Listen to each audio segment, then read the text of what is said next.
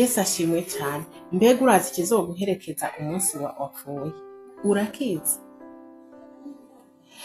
Iyo umuntu yitavye Imana n'andi majambo yapfuye, barakujana kugushingura bakagusigayo bose bagataha.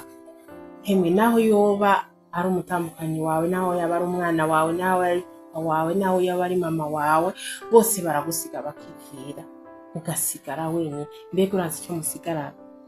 Ni Imana. Ikindi ni ibikorwa wakoze.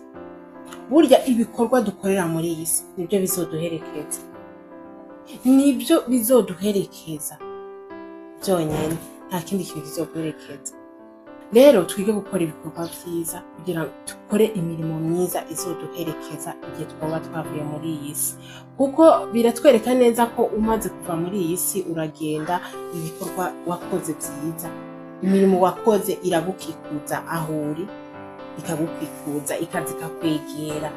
Naho utarakoze imirimo myiza aba ari wenyine, ntacyo baba bari kumwe, aba ameze nkaho mbega niwe wenyine, nta kindi kintu baba bari kumwe. Ariko ibikorwa byiza biraduherekeza n'imbere y'Imana, ukagera imbere y'Imana ibikorwa wakoze nibyo bikuvugira, ibikorwa byiza wakoreye muri iyi si.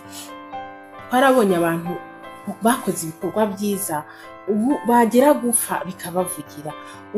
Umudamu witwa Tabita muri Bibiliya yashonaga impuzu akaziha abantu, nuko Tabita yaje kuva mu mubiri, yasiha abapfakazi, abakene, abantu bose nyine akabaha impuzu.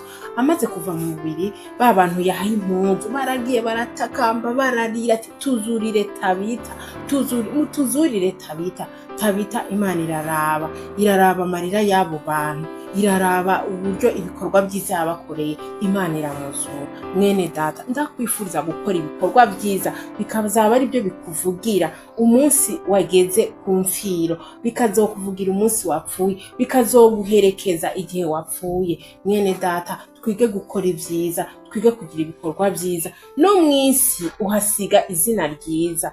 Iyo wakoze neza, akenshi abantu bavuga ati kanaka niwe yakoze ibi, ukumva ko bihesheje icyubahiro n'abana yasize cyangwa abuzukuru n'abuzukuruza.